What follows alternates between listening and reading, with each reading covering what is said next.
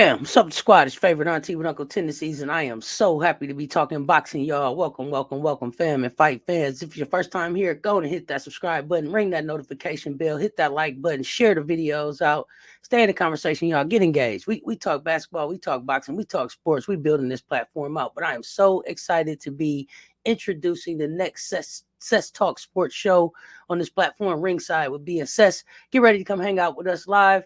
Chat for some of the most exciting boxing matches coming up this season. We'll be bringing you our commentary, our real-time reactions, and, of course, our unfiltered opinions about the fights. I am so happy to be talking boxing with this guy. Dream come true to be talking boxing with him on this platform. One of the most unbiased and fairest opinions you're going to get in boxing today. He's not going to hold you up about what he see in the ring. He's going to call it like he see it. So come hang out with us for it. This Saturday night, y'all, we diving into the action with the Lomachenko versus Kambosos Jr. fight. Two incredible fighters stepping into the ring, and we'll be right there with you, breaking down every jab, hook, and hopefully some knockout moments. You know what I mean? But before we get into the fight action, y'all know I like to break down the fighters.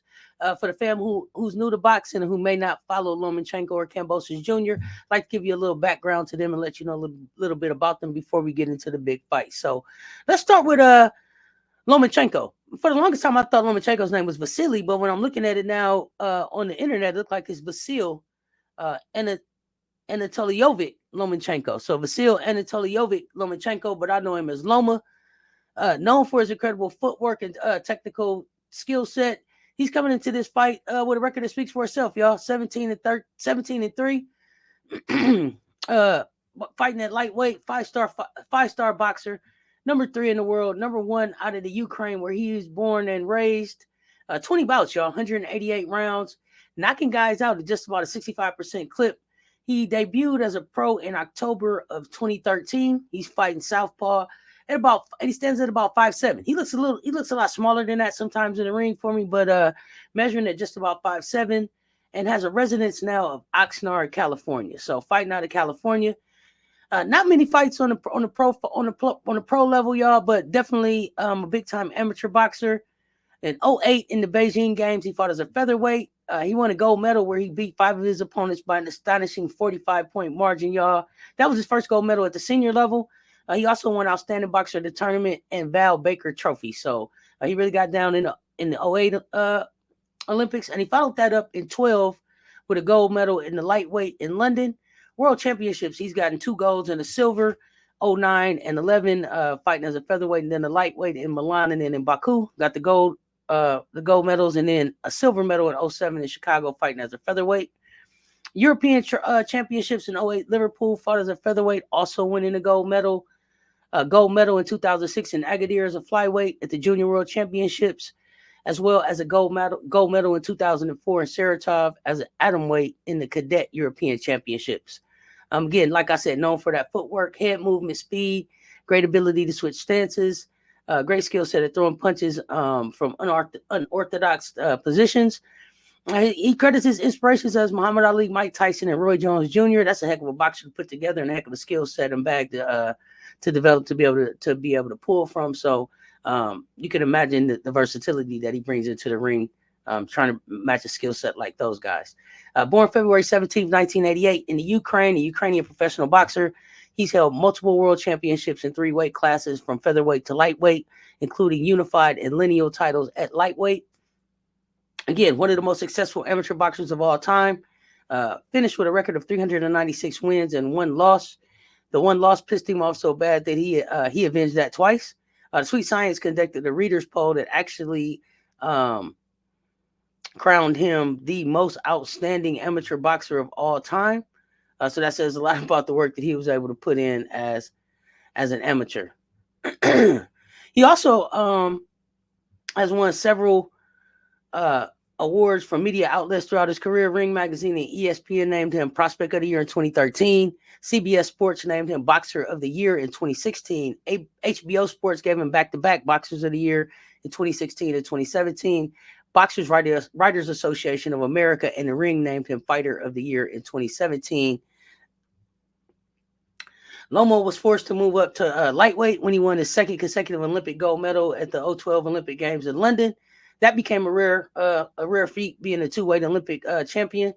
He defeated Han Soon Chul of South Korea to get that medal. And he was a strong candidate that year also for the Val Barker Trophy. And that would also have been an unprecedented feat if he'd have been able to pull that out. I gave him the eye test. I followed Loma for a while. I'm a fan. I like the swag he brings. I like the style. I like the energy. No quit. Also hats off to him for stepping away from boxing and going back home to fight for his country. I'm not sure in what capacity and all that he was actually active, but definitely was called out for being able to walk away from boxing to go back and show his support. So hats off to him and lots of respect for that. But again, back to the eye test. I mean, he's a true boxer. He hits hard.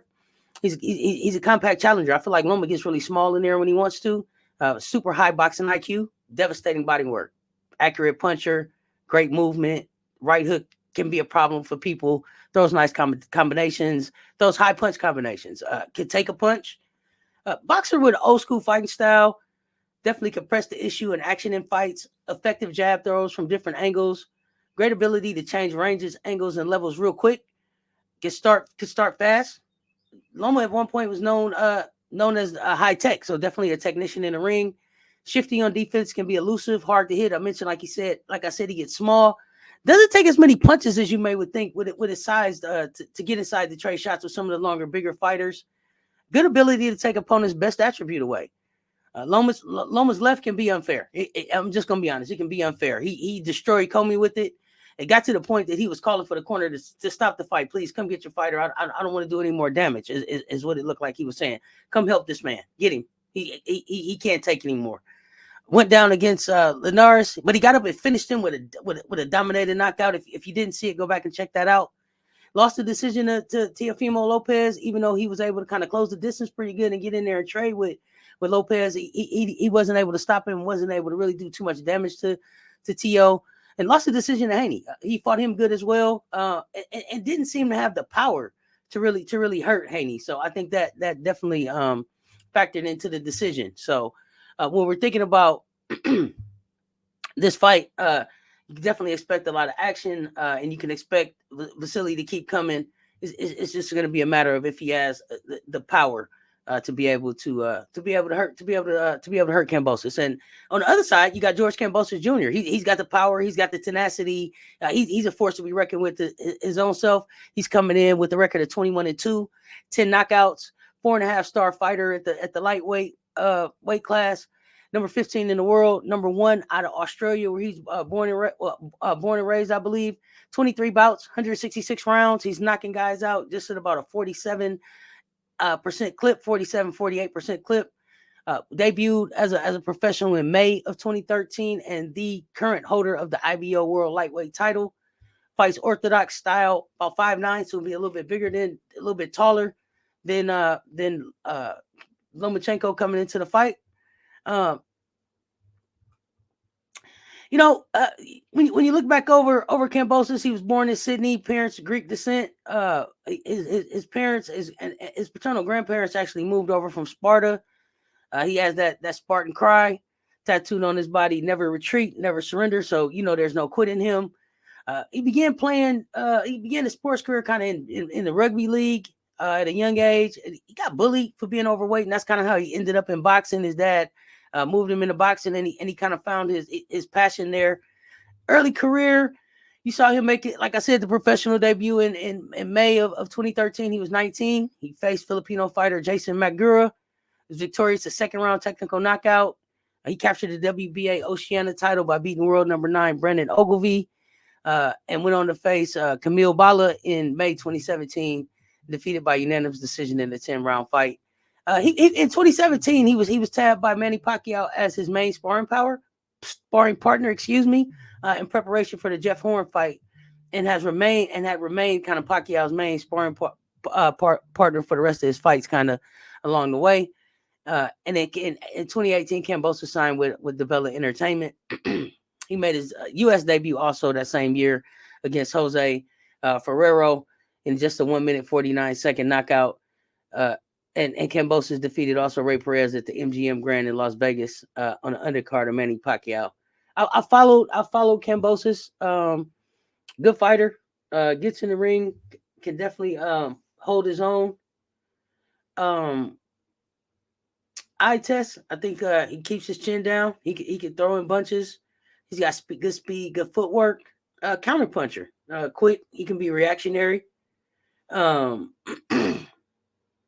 Definitely reacts quite a lot to what the other fighters do in the ring, and that could be good or bad. You can trick him into some things based on how he's going to react. So that could play against him some.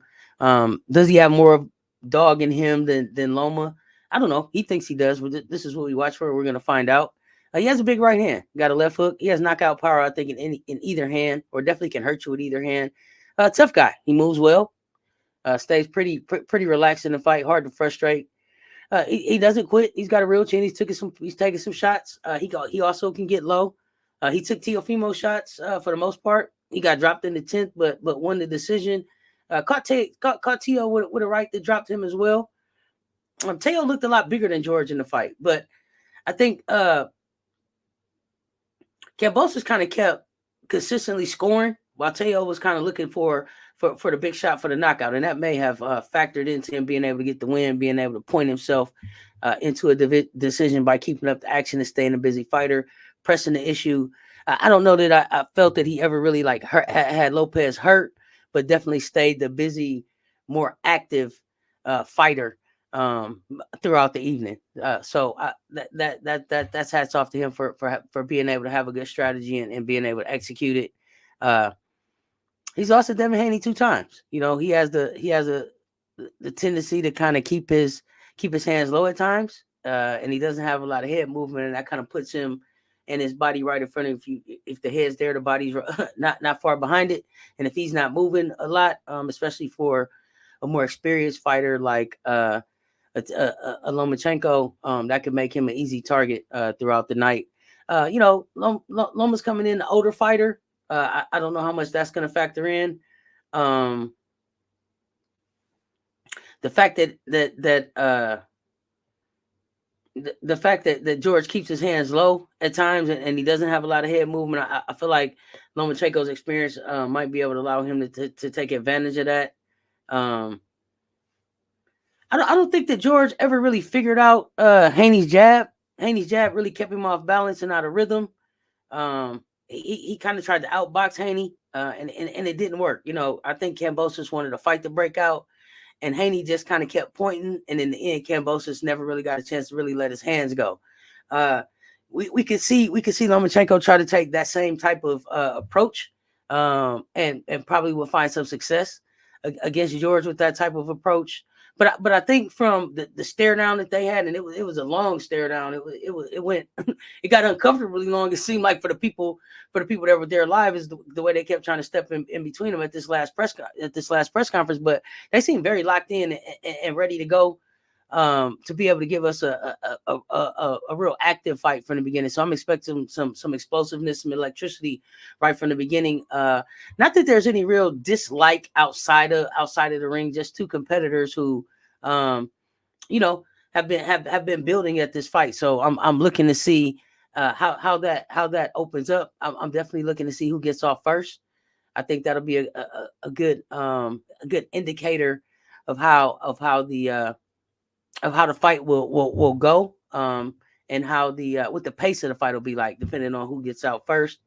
Like I said, George can be kind of reactionary, so it may be that he's going to be waiting on Lomachenko to kind of bring the action, and Loma doesn't mind bringing that. So it's going to be, shaping up to be a potentially an absolute barn burner. Who's going to come out on top? I'm not sure. This is why we watch, but come hang out with us on Saturday night and see who's able to bring the action and who's able to close the deal. This is going to be our first live chat for boxing, so we are excited to be able to bring that to you. If this is your first time here, thanks for coming and hanging out with us. Welcome to the channel.